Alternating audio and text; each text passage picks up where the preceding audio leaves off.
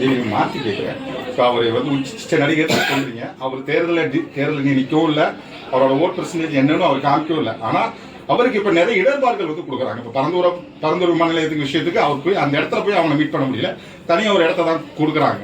இப்போ அதை எப்படி பார்க்குறீங்க நீங்கள்? அவருக்கு வந்து அவர் வளர்ந்துருவாருன்றதுக்காக பார்க்குறாங்களா, இல்லை இவர் ஒரு நடிகர்ன்ற முறையில் அவர் வந்து தடுக்கிறாங்கன்னு நினைக்கிறீங்களா?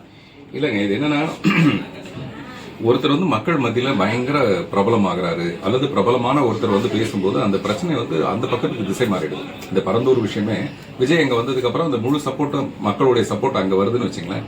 அரசாங்கம் ஒண்ணு நினைக்கிறது அதை செய்ய முடியாம போச்சுன்னா என்ன பண்றதுன்றதுக்காக இதை தடுக்கிறதுன்றது ஒரு இயல்பான ஒரு விஷயம். மக்கள் தலைவர் எம்ஜிஆர் வந்து இதே அரசியலுக்கு வரும்போது அவருக்கு இல்லாத இடர்பாடுகளே கிடையாது. அவ்வளவு பெரும்போதும் அவருக்கு இதே மாதிரியான விஷயங்கள்லாம் இருந்தது. அப்புறம் அவங்க ஜெயலலிதா அவங்க வந்து சிஎம்மா இருக்கும்போதும் இந்த மாதிரி யாராவது ஒருத்தர் முன்னாடி வரும்போது இதே விஜய் வந்து என்னது டைம் டு லீட் அப்படின்னு ஏதோ ஒரு படத்துல வந்து கீழே போட்டிருப்பாரு. அதனால ஒரு சில பிரச்சனைகளை சந்திச்சாரு.